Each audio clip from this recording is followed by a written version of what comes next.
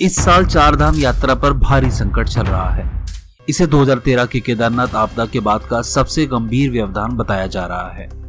हर साल लाखों श्रद्धालु उत्तराखंड के पवित्र धाम केदारनाथ, बद्रीनाथ, गंगोत्री और यमुनोत्री की यात्रा करने आते हैं, लेकिन इस बार यात्रा 50 दिनों तक रुकी रही है। आखिर ऐसा क्यों हुआ है? सरकार क्या कर रही है और उसका असर श्रद्धालुओं और स्थानीय लोगों पर क्या पड़ रहा है? आज हम इन सब पहलुओं को विस्तार से समझेंगे। नमस्कार, आप देख रहे हैं इंडिया अनकवर्ड, वो प्लेटफॉर्म जहां भारत से जुड़े तथ्य और कहानियां सरल और स्पष्ट अंदाज में आपके सामने रखे जाते हैं। सबसे पहले चार धाम यात्रा का महत्व समझ लेते हैं। हिंदू धर्म में माना जाता है कि जीवन में कम से कम एक बार चार धाम की यात्रा करनी चाहिए। हर साल अप्रैल मई से अक्टूबर नवंबर तक लाखों लोग यहाँ आते हैं। इस यात्रा से न सिर्फ धार्मिक भावनाएं जुड़ी हैं, बल्कि उत्तराखंड की अर्थव्यवस्था का मुख्य आधार भी ये यात्रा ही है। होटल, गेस्ट हाउस, गाइड, घोड़े खच्चर, दुकानदार सभी सीजन में साल भर की कमाई करते हैं। अब आते हैं इस साल की स्थिति पर।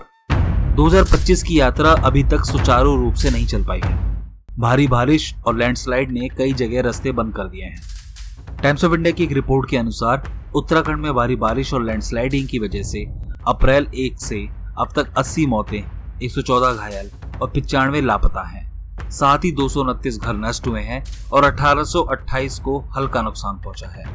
अगस्त और सितंबर में लगातार बारिश से ऋषिकेश, बद्रीनाथ, सोनप्रयाग, केदारनाथ और यमुनोत्री हाईवे बार बार बाधित हुए हैं। जगह जगह यात्रियों को फंसना पड़ा है और कई बार सरकार को हेलीकॉप्टर से रेस्क्यू करना पड़ा।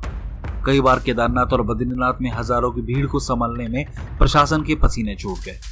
लंबी लाइनें, होटल की कमी और ठहरने की दिक्कतें आम हो रही हैं। आंकड़ों पर नजर डालें तो इस बार अब तक 40 लाख से ज्यादा श्रद्धालु चार धाम यात्रा कर चुके हैं। अकेले केदारनाथ में अब तक 15 लाख से ज्यादा भक्त पहुंचे हैं। इसके बाद बद्रीनाथ में 12 लाख और गंगोत्री, यमुनोत्री में कुल मिलाकर 13 लाख श्रद्धालु पहुंचे हैं। लेकिन श्रद्धालुओं की इस भारी भीड़ और लगातार बारिश ने मिलकर बड़ी चुनौती खड़ी कर दी है। यहाँ सोचने वाली बात यह है कि इतनी बड़ी संख्या में लोग आएंगे तो इंफ्रास्ट्रक्चर कितना प्रेशर झेलेगा। होटल, रोड, पार्किंग, अस्पताल सब पर बोझ पड़ना तय है। हालांकि खराब स्थिति सिर्फ यात्रियों के लिए नहीं, बल्कि स्थानीय लोगों के लिए भी बहुत मुश्किलें खड़ी करती है। दुकानें बंद हो जाती हैं, टूरिज्म नहीं चल पाता, टूरिस्ट नहीं आते तो व्यापार ठप हो जाता है, सड़कें बार बार टूटती हैं तो गांव के कनेक्शन कट जाते हैं। और सबसे बड़ा सवाल, क्या इतनी भीड़ पहाड़ों की नाजुक इकोलॉजी झेल सकती है? पहाड़ वैसे ही आपदा प्रवण इलाके हैं। ऐसे में ओवर टूरिज्म पर्यावरण के लिए खतरा बन रहा है। हालांकि सरकार भी हाथ पर हाथ धरे नहीं बैठी है। बीआरओ यानी बॉर्डर रोड ऑर्गेनाइजेशन और पीडब्ल्यूडी यानी पब्लिक वर्क्स डिपार्टमेंट लगातार सड़कों की मरम्मत कर रहे हैं। जगह जगह एसडीआरएफ और एनडीआरएफ की टीमें तैनात की गई हैं। प्रशासन ने ऑनलाइन रजिस्ट्रेशन सिस्टम अनिवार्य किया है ताकि संख्या को कंट्रोल किया जा सके। रोजाना की लिमिट तय की गई है। केदारनाथ के लिए 20,000, बद्रीनाथ के लिए लगभग 25,000, गंगोत्री 9,000 और यमुनोत्री 6,000 श्रद्धालुओं को प्रतिदिन अनुमति दी जा रही है। हेलीकॉप्टर सेवाएं भी चलाई गई हैं, लेकिन ये सिर्फ बुजुर्गों और आपातकाल के लिए है।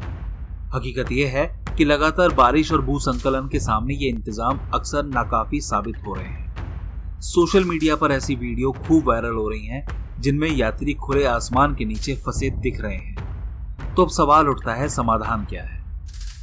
विशेषज्ञ कहते हैं यात्रियों की संख्या पर सख्त लिमिट लगानी होगी, वैकल्पिक रूट और पार्किंग बनानी होगी, होटलों और स्वास्थ्य सुविधाओं को अपग्रेड करना होगा और सबसे जरूरी, लोगों को यह समझाना होगा कि यात्रा से श्रद्धा का नहीं, बल्कि सुरक्षा और जिम्मेदारी का भी विषय है। इकोनॉमिक टाइम्स में छपे एक लेख में कहा गया है कि चार धाम में तीव्र वृद्धि के बावजूद बुनियादी ढांचा पिछड़ गया है। 2012 में 4.5 लाख श्रद्धालु पहुंचे थे और यह संख्या 2023 में 50 लाख हो गई। इस विसंगति ने हाल की आपदाओं को और घातक बनाया है।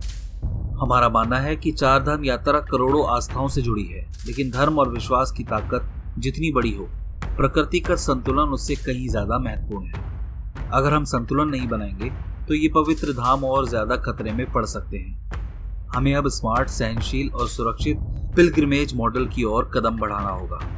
आपको क्या लगता है कि सरकार को यात्रियों की संख्या सीमित करनी चाहिए या इंफ्रास्ट्रक्चर को और बढ़ाना चाहिए? तो आज की जानकारी यहीं तक। आप देख रहे थे इंडिया अनकवर्ड। इस वीडियो का कौन सा तथ्य आपको सबसे ज्यादा असरदार लगा, हमें कमेंट में बताइए। हम फिर मिलेंगे भारत के एक और नए पहलू के साथ। तब तक के लिए नमस्कार।